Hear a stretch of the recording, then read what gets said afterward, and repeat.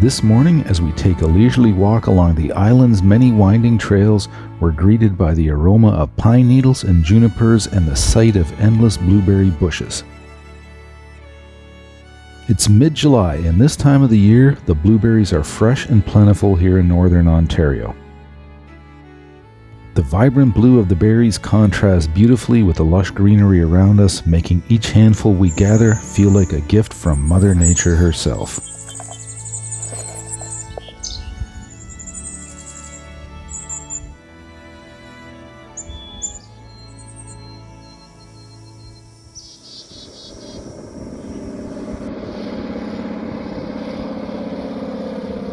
About an hour south of Sudbury, an easy day trip into Killarney sees a float plane taxi in for landing on Killarney Channel.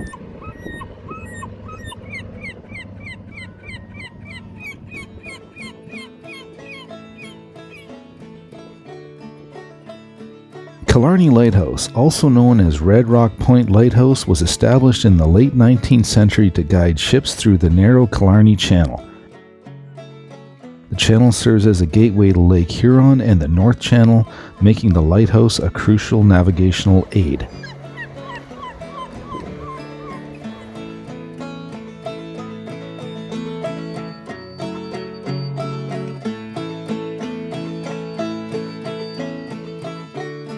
At 16 years of age, Mushy still has a little umph in her and isn't afraid to mix it up a bit with Lynx, who is much larger, much stronger, but 8 years her junior.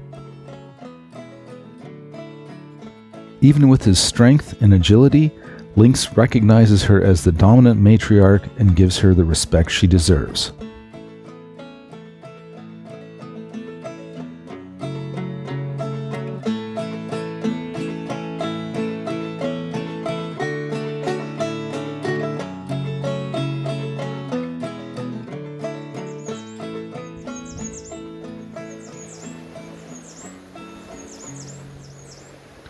Picture a mere 3 months earlier, and the meltwaters of Lake Nipissing would have been another 8 feet of turbulent, rushing waters flowing through this narrow gorge.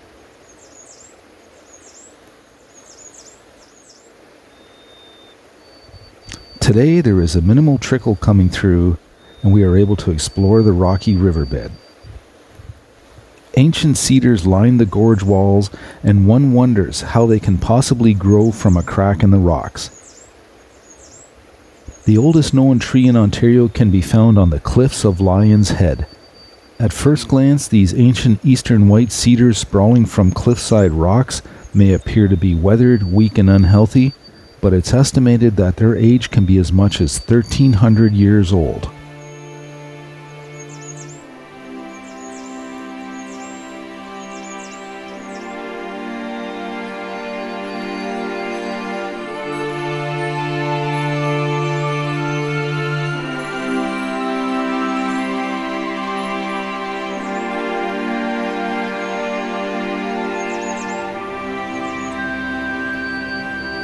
As we traverse back down the gorge, we stumble across a mother hen and her flock of ducklings, aware of us but not afraid. In this remote area, one could only assume they've never seen a human before.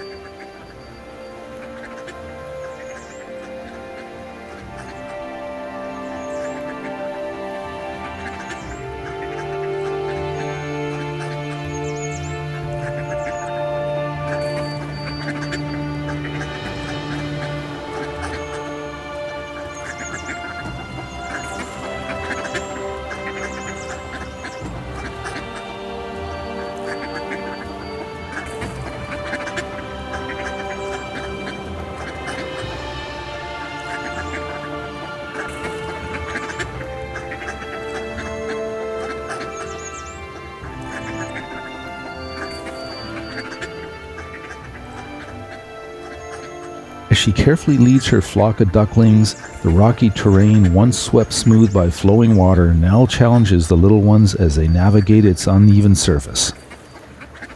The ducklings, with their soft, downy feathers, peck curiously at the stones and skip over the larger rocks with their tiny webbed feet.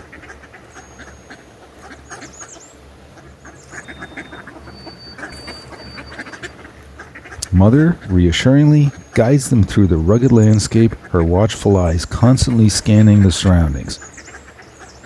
Despite the rough ground beneath them, they seem to navigate the gorge with relative ease and manage to find patches of tasty, tender seaweed. While back at the cottage, Lynx keeps Grandma company on this warm summer day. July is usually the time to find monarch caterpillars on the island, often referred to as monarch worms. These striking creatures are adorned with bright colors and can be found feasting on milkweed leaves, their only source of nutrition. Their coloration serves as a warning to predators, signaling that they are toxic due to the chemicals they ingest from the milkweed. As they consume the milkweed, they leave behind a trail of tiny holes and partially eaten leaves and will eventually hang upside down, shedding their striped skin to reveal a jade green chrysalis before they complete their transition to a monarch. And down by the dock, as I attempt to check the water temperature, this little swimmer comes over to greet me. A baby painted turtle, barely as big around as a pop can, he seems to struggle and want to get out of the water.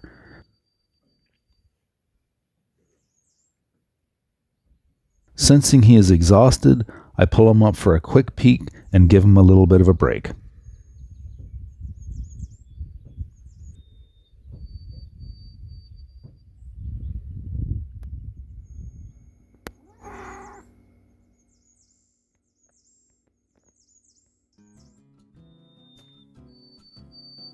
It's my 4th summer up here, and George the chipmunk is still hard at it.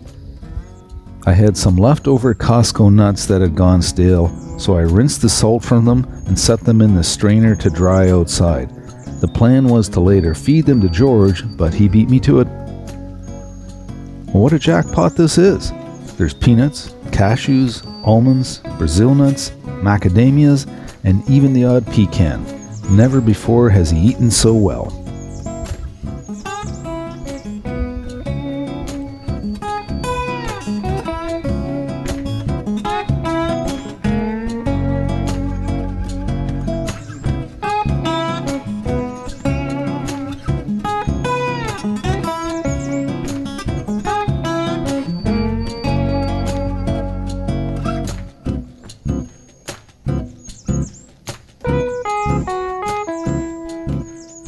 As Lynx eagerly looks on from the patio door, George fearlessly returns for a mouthful number 2.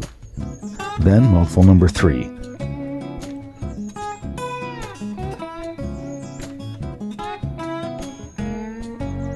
All the while, Lynx precariously waits for his own chance for an early lunch.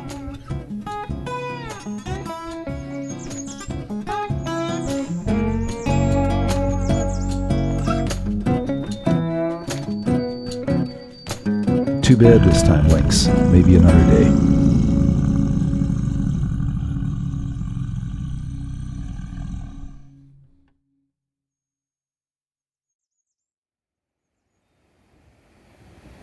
We end the week off with a short stop at the Big Chute Marine Railway and Hydroelectric Generating Station. The Big Chute Marine Railway is a fascinating piece of Canadian history located in Ontario along the Trent Severn Waterway.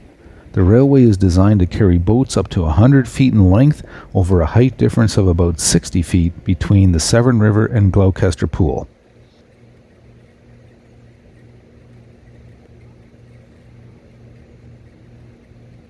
The idea for the Big Chute Marine Railway dates back to the early 20th century.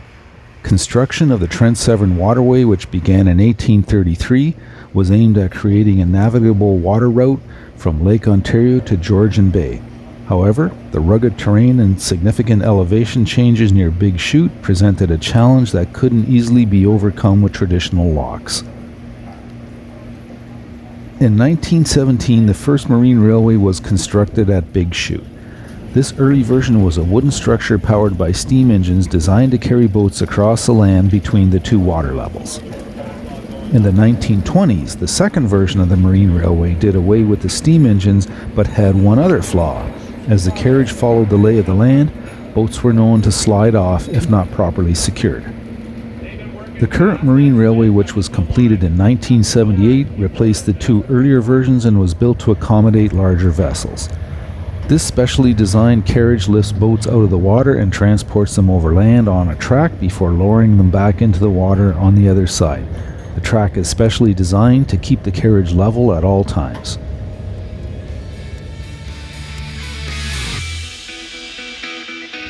Thanks for watching this episode, and I hope you enjoyed a sneak peek at my summer up here at the island. Don't forget, be kind, click the like and subscribe buttons, and I'll see you up here on another episode of Canadian Island Life.